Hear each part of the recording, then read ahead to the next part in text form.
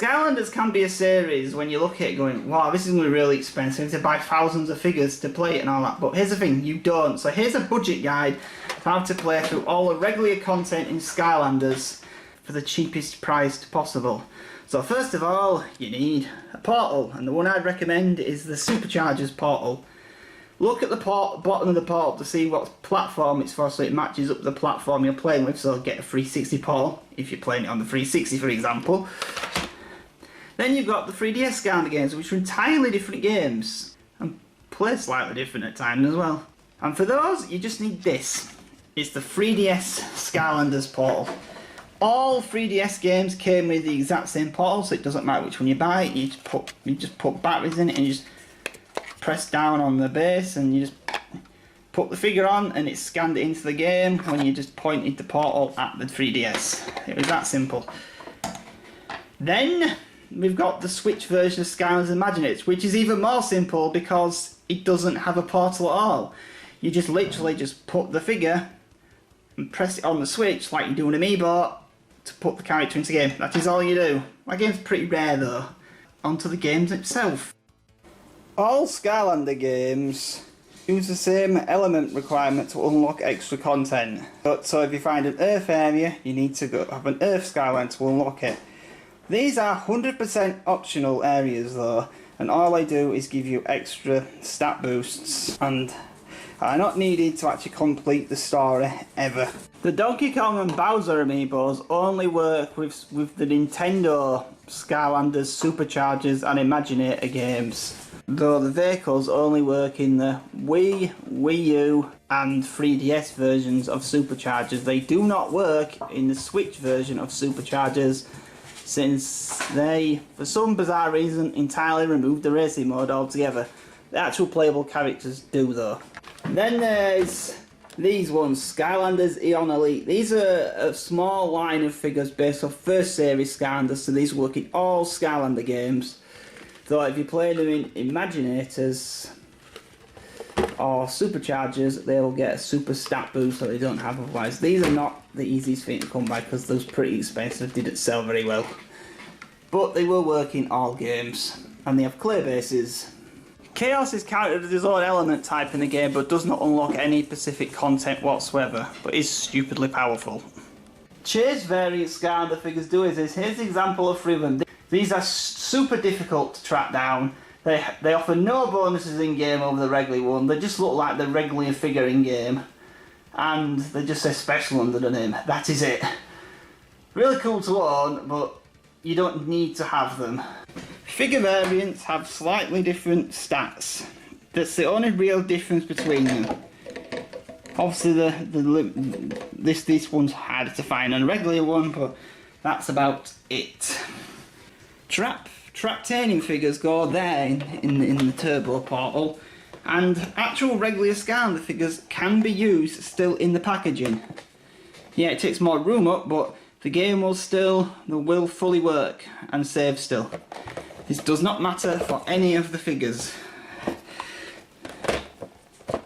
Though it's not going to work very well with level packs. Or items. They're the ones it's not going to work very well with. But you can leave the figures in the packaging if you really wish to. To 100% complete the story of Skylanders Spyro's Adventure minus the level packs, all you're going to need is a single Series 1 Skylander figure. They have green bases and they're dated 2011. It also doesn't matter if you pick a character up. I mean, here's the original Gilgrunt. If you pick a later version of the same character up, they will all work in the original game and the later games as playable characters. With this one though, it won't have a different moveset like it does in the later game. It'll just have the regular Gilgrunt moveset, but that's only for these Supercharger figures. For Skylanders Giants, all you're going to need to 100% complete the game is a single Giants figure. As you can see, these are called Giant figures, so they're a bit bigger than the regular Series 1 Skylanders. And all Series 2 figures have orange bases and are dated 2012. Here's another one. for example, so you know they are larger, so your size scale. Skylanders Swap Force. Now for this one, you essentially don't need any new figures to actually, you can use all the old figures and still get the story completion. But new figures are dated 2013, come in the regularly standard Skylander size, non-giant size, blue base and dated 2013. Then you've got the Swap Force figures. These ones. Now these have magnets in them, and each part of them has its own move set, so you can switch and swap move sets. So with them, it's kind of interesting. So you can click them like that, and then you've got two different characters with different moves. It's a fun gimmick and it actually does work pretty well. It's essentially like two characters move sets in one. So that's Swap Force. Next up it's Skylanders Trap Team, and the regular figures of this wave are dated 2014 and have red bases. And there's just regular characters and there's light and dark, and they added light and dark in the Skylanders. These are the hardest figures to find out of all of the Skylanders. Probably the most expensive. They've made very little light and dark figures. Then there's Trap Masters. These help you fight the Traptanian bosses and deal more damage. So they're the size of giants and they all have transparent clear weapons. These are the light and dark ones. Now you don't need any extra figures to actually beat the story in this game. You can actually fight all the bosses without any extra figures. Though the 3DS version does not support at all the Traptanian figures, which we're going to go into now. How these work is once you get to a boss fight in the game, it asks you to put one of these on the portal, a Traptanian crystal, and then you like catch it kind of like a Pokeball, and you put it in then you can swap them around the portal to play as different characters, like you capture. You only need one of each, because the game remembers all the bosses you defeat, and then you can just swap the character out at a different playthrough. So if you want to have two Earth Skylanders, Earth Trap Skylanders, you need two Earth Traps, one to store each one, but you only need one to play as every one of each element. So every element of the game has one, so obviously there's a fire element, tech element, life element, water, magic, air, undead, earth, and the rarest of all, the light and dark ones. Now, the problem with these is they only work with this game, they only work with Trap Team. If you try to use these in Superchargers or Imaginators, all you get is a power-up and a Sky Stone. This is the reason why I'd recommend getting a Supercharger base so you can actually use these. For some reason when designing Trap Team, they made these characters playable but then removed the ability to play as them in the later games. And there's quite a lot of them, as you can see. Also, it's the only way to play as Chaos in the game. There's two versions of that one. There's the version that came in a regular pack, and there's the version that came with a Dark Edition. If you bought the Collector's Edition, this is the one you got, so you got a much bigger one. They both do the exact same thing, and this is the only way you can actually play as Chaos in this game.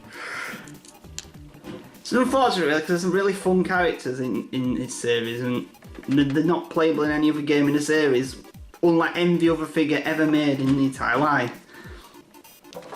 Right, so we've got that sorted out, so let's get on with the fifth game.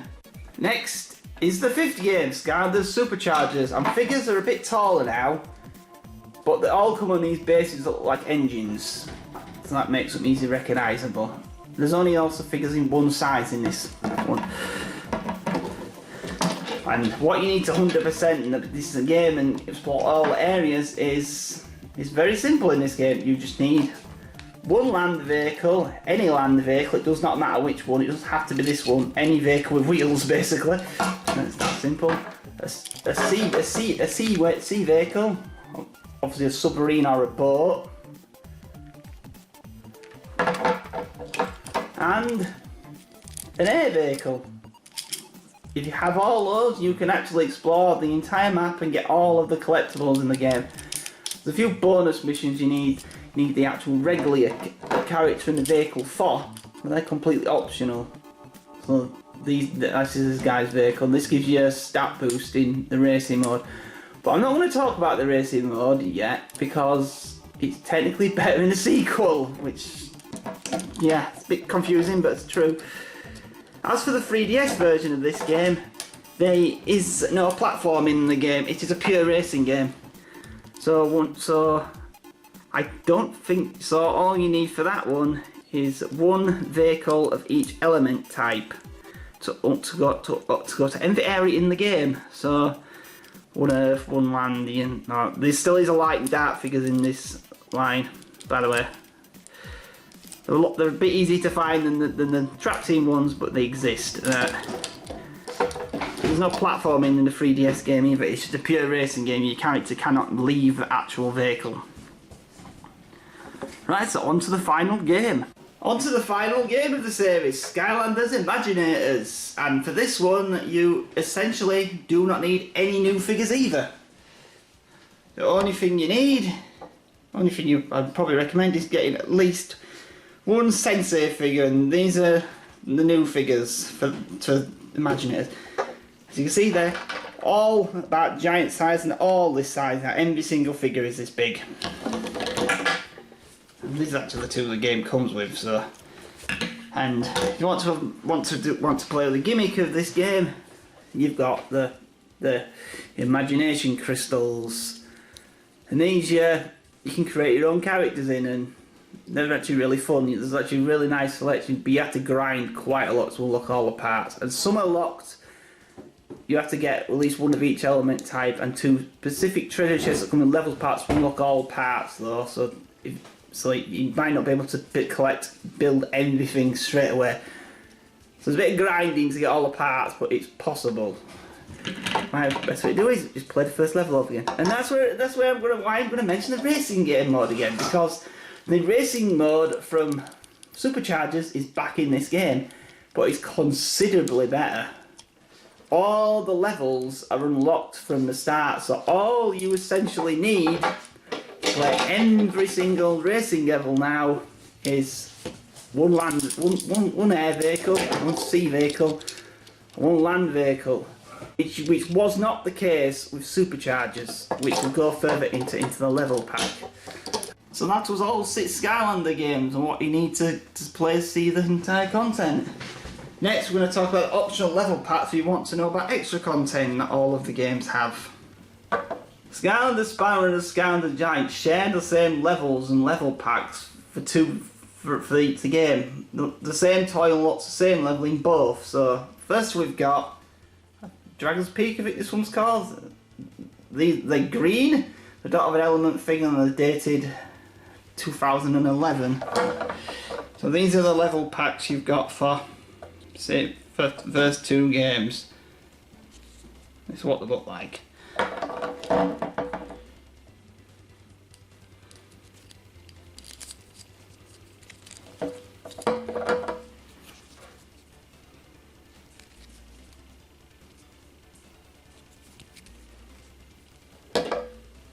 Skylander SWAT Force has 2 level packs. This is the first one. They have blue bases and they're dated 2013.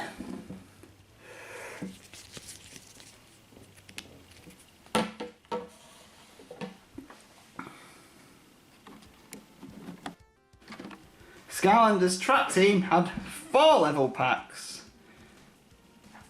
Oh, this one. These are dated 2014 and have red bases.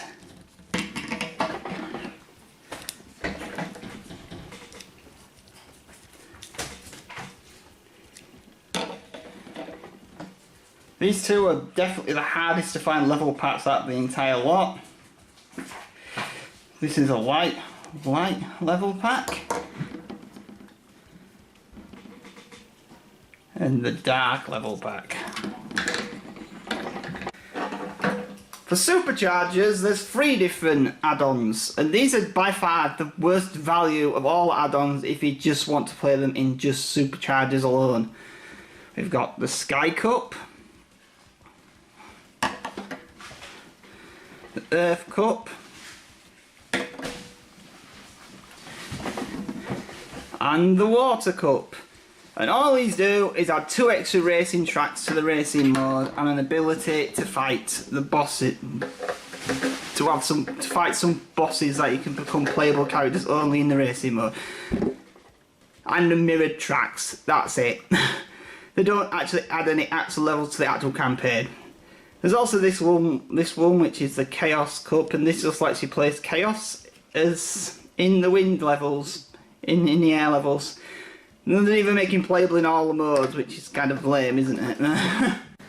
Next is the final game, Skylanders Imaginators, and the first level pack is a treehouse-like place. These don't have any identificational marks on them, apart from the year that was made, and there's no bases or anything like the rest of them. Then it gets a bit confusing. Characters that unlock levels. First we've got Crash Bandicoot, who actually has his own unique playstyle to everyone else in the game. It also came in a double pack with Dr. Neo Cortex, and this is important because Dr. Neo Cortex unlocks a mini game area that in the Crash Bandicoot level that you need to have him to play. Then we've got the last 2 characters. These also unlock a level. These are the last 2 actual level packs. And the final one is this guy called Robo. Now this guy is probably, in quite a lot of places, one of the most expensive Skylanders out there. It was the last level pack, one of the last figures released. So there might not be many copies of it around, or it might be people overvaluing it, but yeah, it can be pretty expensive, him. So that's all of the levels in Skylanders Superchargers. But wait, there's more. Because I mentioned a second ago that the cups are better in the Imaginators than Superchargers. Well, in this game, all the levels these unlocked are already unlocked from the start, and you do not need these cups. In this game, all the cups do is unlock the boss fights and the mirrored versions of the tracks. So if you want to really play all the racing mode of the game, and not want to buy extra toys, buy the Imaginators version, because all we're doing this one is give you extra playable characters for the racing mode and mirrored tracks instead. So yep, that's all of the level packs for Skylanders Imaginators. If you want to have all imagination parts for the creator characters in Skylanders Imaginators, you will need to purchase one of each Skylanders Imaginators crystal. Also, you'll need these 2 treasure chests, and these both look the exact same, but they're not. They have the number WO171 and WO172 written under them. These are needed to unlock the final parts, and these are probably going to be a real pain to find, so good luck. All the other parts you'll just unlock just by playing the game. Items. Now these not needed whatsoever in any game. They come in different coloured bases and they do different abilities. Like I think this one drops hammers on the screen. This one gives you more money. You get that. They're just one level use power ups. And there's quite a lot of different ones of them. But these don't unlock any levels or content or anything else in the game. And Sparks from Sparrow's one. This is also the case for level packs. If a level pack is not in that game, it'll just give you a 1 level smart bomb, and you can just use it once a level and it just blows every enemy on the screen up at the time. That's all it literally does. And yeah, so yeah, I'd say if you want to really level packs, have the game to play with level packs, because on their own they're not that impressive. And that was my entire Skylanders on a budget guide. If you have any more comments, please put them in the comment section, and thank you for watching.